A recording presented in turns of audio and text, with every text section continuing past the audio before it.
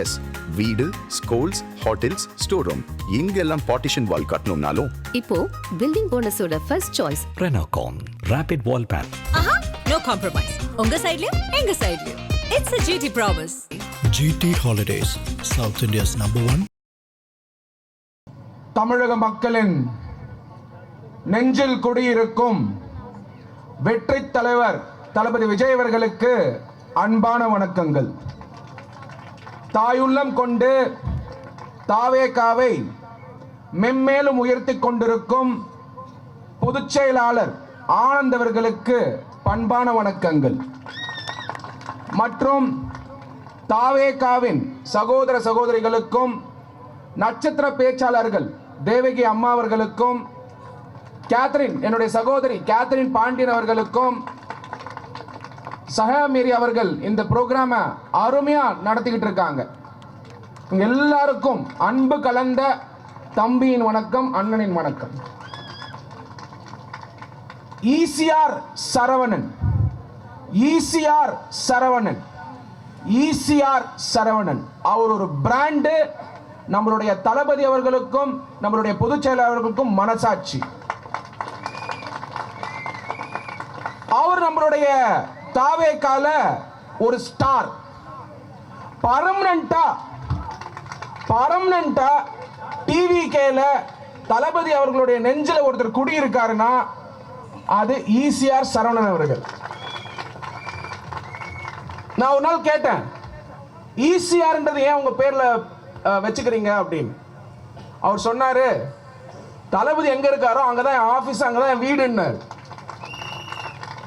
அப்பப்போ ரோட்ல போகும்போது சிம்பிள்லாம் காட்டு வரான் தளபதிக்கு, அதான் சொல்லிட்டு இருக்காரு. அப்போ நான் புரிஞ்சுக்கிட்டு என்னன்னா, தளபதி அவர்களுடைய மனம் என்ன நினைக்குது அப்படின்னு கணிக்கக்கூடிய ஒரு கட்சி தலைவர் இருக்காருன்னா ஈசிஆர் சரவணன் அவர்கள் தான். ஏன் இதை சொன்னேன்னா, ஈசிஆர் சரவணன் அவர்கள் சானிட்டரி இன்ஸ்பெக்டர், சானிட்டரி ஒர்க்கர்ஸ், துப்புரவு தொழிலாளர்கள்லாம் போலீஸ், அதாவது ஸ்டாலின் சார் சொல்லி போலீஸ் அடிச்சாங்களா இல்ல ஸ்டாலின் சார் மனசு புரிஞ்சு போலீஸ் வந்து துப்புரவு தொழிலாளர்கள் அடிச்சாங்களான்னு எனக்கு தெரியாது. ஆனா அடிச்சாங்க.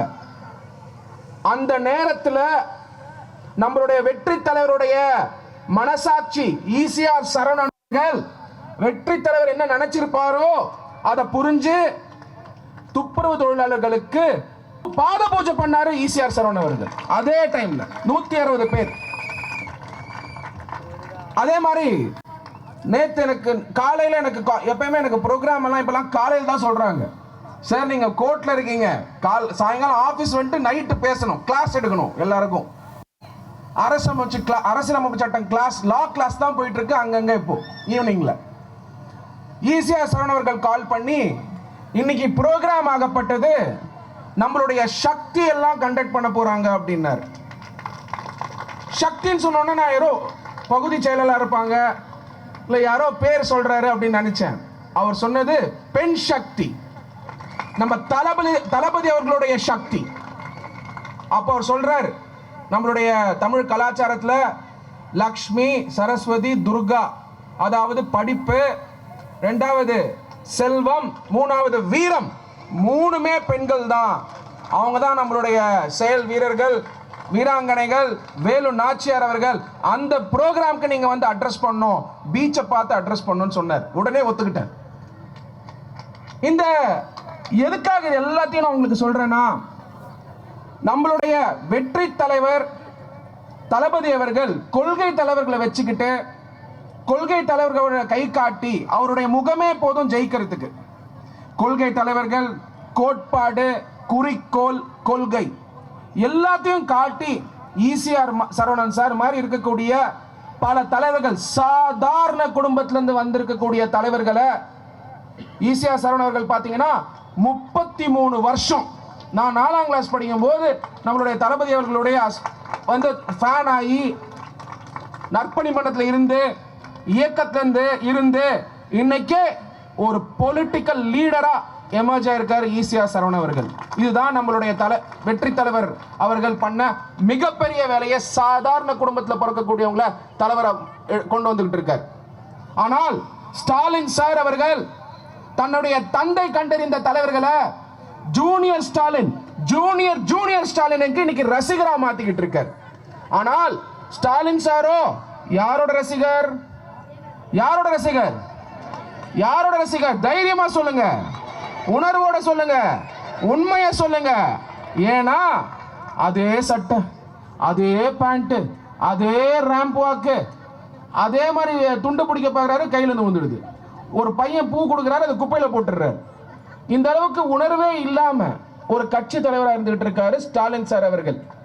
அப்போ அவரே நம்மளுடைய வெற்றி தலைவர் தளபதி விஜய் அவர்கள் ரசிகர் ஆயிட்டாருன்னா, நீங்க இந்த வாட்டி வரக்கூடிய சட்டமன்ற தேர்தலில் போட வேண்டிய சின்னம் விசில். விசில். 2-3 இம்பார்ட்டன்ட் முக்கியமான விஷயத்தை உங்களுக்கு நான் சொல்லணும்னு நினைக்கிறேன் இந்த மீட்டிங் வழியா. இந்த மீட்டிங் ஆகப்பட்டது மகளிர்கள், அதாவது வேலு நாச்சியார்கள் வந்து கண்டக்ட் பண்ணக்கூடிய மீட்டிங். நம்மளுடைய அரசியல் சட்டத்தில் திருத்தம் கொண்டு வந்திருக்காங்க.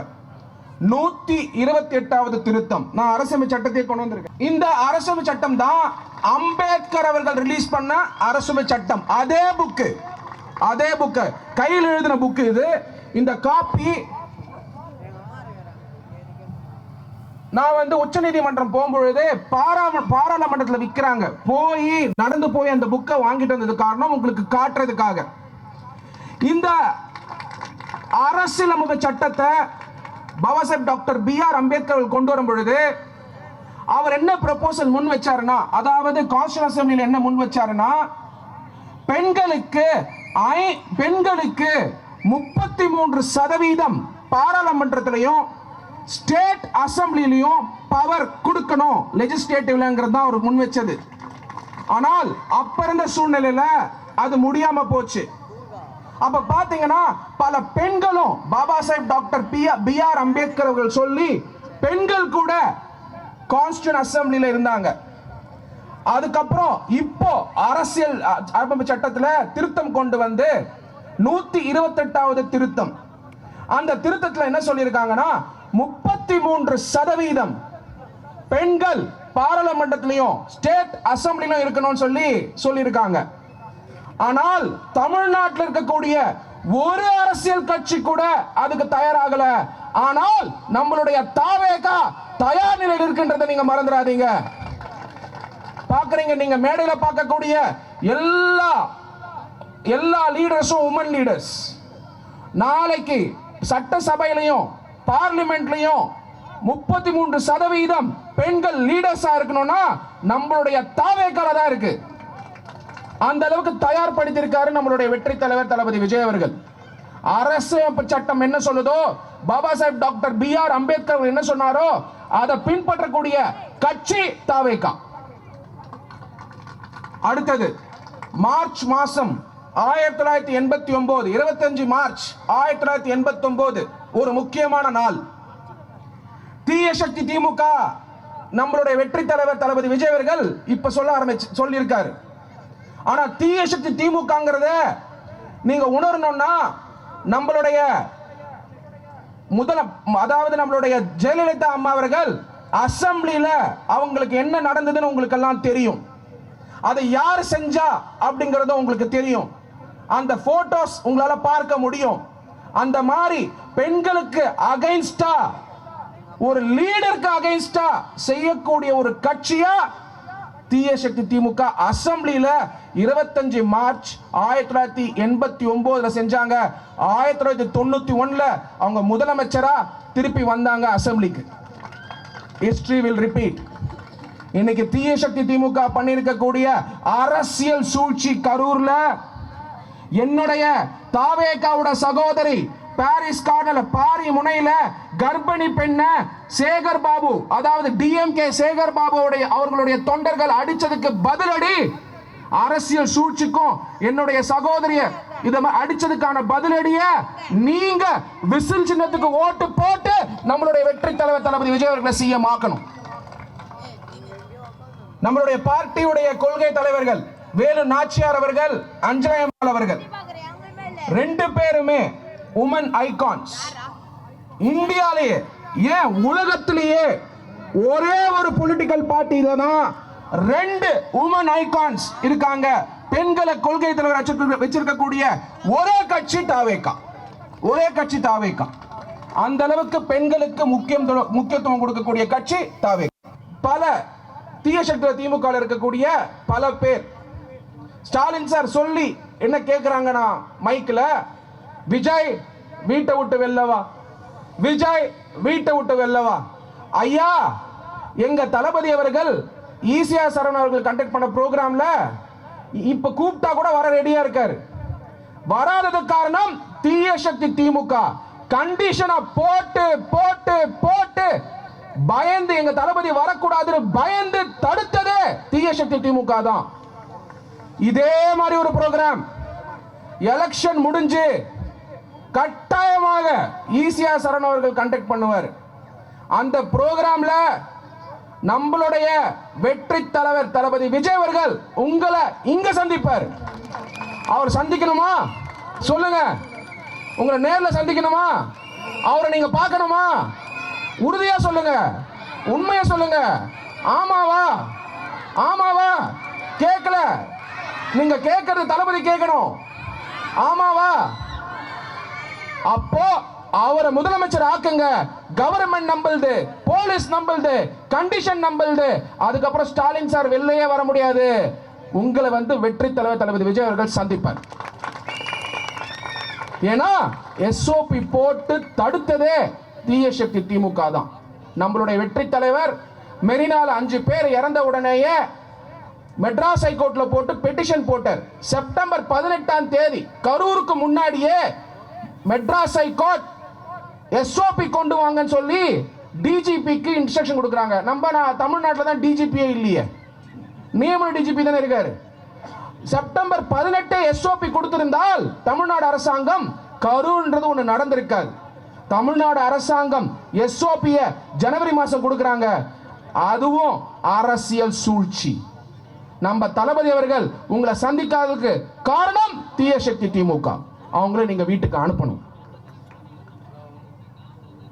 போக்சோ வழக்குகள் மட்டும் 1000க்கும் மேற்பட்ட வழக்குகள், அதுல 130 கோடி கிட்டத்தட்ட ஃபைன் மட்டுமே போக்சோ வழக்குக்காக கட்டியிருக்காங்க.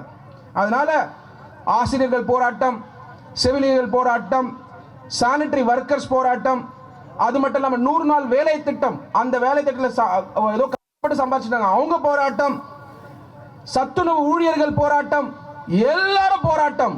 நம்மளும் போராடிக்கிட்டு இருக்கோம் காலைல இருந்து சாயங்காலம் வரைக்கும். சொகுசா அரவிந்த் ரமேஷ் அவர்கள் சொகுசு கார்ல போயிட்டு இருக்கார். அரவிந்த் ரமேஷ் அவருடைய தலைவர் ஸ்டாலின் சார் அவர்கள் டிஃபெண்டர்ல போயிட்டு இருக்கார். ஜூனியர் ஸ்டாலின், ஜூனியர் ஸ்டாலின் அவர் பேர்ல டிஃபெண்டர் வாங்குற அளவுக்கு பணம் இருக்கு. இங்க பேகை தூக்கிக்கிட்டு ஒரு நாள் பார்க்குறேன், நம்மளுடைய சகோதர சகோதரிகள் ரோட்ல நின்றுட்டு இருக்காங்க. ஏதாவது கன்ஸ்ட்ரக்ஷன் வேலை கிடைக்குமா, எங்கேயாவது போய் வேலை பண்ணலாமா, கார்பெண்டர் நின்றுட்டு இருக்காங்க. அவ்வளோ கஷ்டப்பட்டு இருக்காங்க கண்ணகி நகர்ல. கட்டாயமாக தமிழ்நாடு சொல்லும், தாவேகா வெல்லும். கட்டாயமாக கட்டாயமாக எல்லாருமே நம்மளுடைய வெற்றி தலைவர் தளபதி விஜய் அவர்கள் ஒரு வீட்லயும் குடியிருக்கார், ஒரு வீட்லயும் குடியிருக்கார். விஜயா குடியிருக்காரு, விஜயா குடியிருக்காரு, விஜயா குடியிருக்காரு, விஜயா குடியிருக்காரு. அதனால நம்மளுடைய 234 தொகுதியிலையும் நம்மளுடைய தலைவர்களுடைய முகம் தான், அந்த முகத்துக்கு அளிக்கப்பட்ட சின்னம் தான் விசில். அந்த சின்னத்துக்கு உங்களுடைய ஓட்டை போடுங்க. கட்டாயமா வரக்கூடிய எலெக்ஷன்ல அவர்தான் சிஎம், அவர்தான் சிஎம். கண்டிப்பாக முதலமைச்சர் ஆன உடனேயே கண்டிப்பாக அவர் வேலூர் மீட்டிங்ல சொல்லியிருந்தாரு, பெண்கள் பாதுகாப்பு தான் முதல்ல எடுக்க போறதா, உங்களுக்காக தான் அவர் சிஎம் ஆகிறாருன்றதை நீங்க மறந்துடாதீங்க. கட்டாயமா நீங்க எல்லாரும் வரக்கூடிய எலெக்ஷன்ல ஓட்டு போடுங்க விசில் சின்னத்துக்கு. உழைப்பாளிகளின் சின்னம், சாமானியன் சின்னம், பெண்களின் சின்னம், குழந்தைகளின் சின்னம், ஆட்டோ ஓட்டுநர் சின்னம், உழைப்பாளிகளின் சின்னம். கட்டாயமாக வரக்கூடிய எலெக்ஷன்ல விசில் சின்னத்துக்கு நீங்க போடுங்க. எலெக்ஷன் நடக்கிற அன்னைக்கு காலையில சீக்கிரம் எழுந்து கேட் ஓபன் பண்ணதுக்கு முன்னாடி போய் நில்லுங்க. ஓட்டு போட்டுட்டு அங்க விசில் அடிக்காதீங்க. வீட்டுக்கு வந்து விசில் அடிங்க, இல்ல குக்கர் வச்சு விசில காட்டுங்க எல்லாருக்கும். என்னோட நன்றி. Thank you so much. இந்த வாய்ப்பு கொடுத்த ஈசியா சரவணன் நன்றி. எல்லாருக்கும் இன்னொரு நேரில் சந்திப்போம். நன்றி. மீண்டும் சந்திக்க வரை நன்றி. தேங்க்யூ.